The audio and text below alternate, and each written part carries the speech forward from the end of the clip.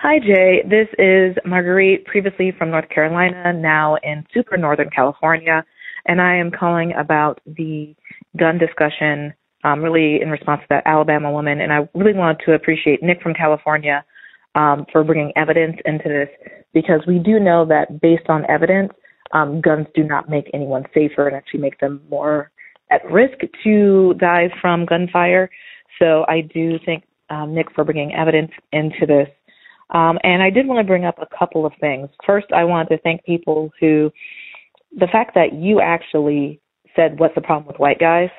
Because I do feel like that's a demographic that we don't study because it's kind of considered as the quote unquote default. And if anyone wants to think about that, there's a really good series called Seeing White, but looking at white males and what is kind of leading to this increased gun violence. And then, one of the things I want to mention is that the idea of, taking up arms as to go against the proletariat, won't necessarily, be useful, nor is it actually going to work, especially for Black and brown people.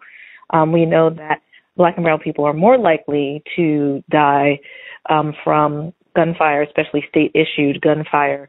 If there are guns around, we can look at all of the examples we have. Philando Castile, and the woman who died from not died, but was in prison for giving off a warning shot.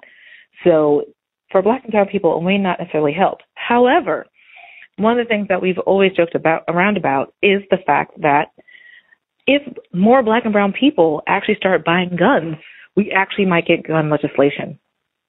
So, i.e. Black Panthers. So just a couple of thoughts. No one had said these things yet, just looking at the relationship of, race and guns, as well as looking at, again, what's the deal with white guys. So thanks for what you're doing. I look forward to seeing more conversation.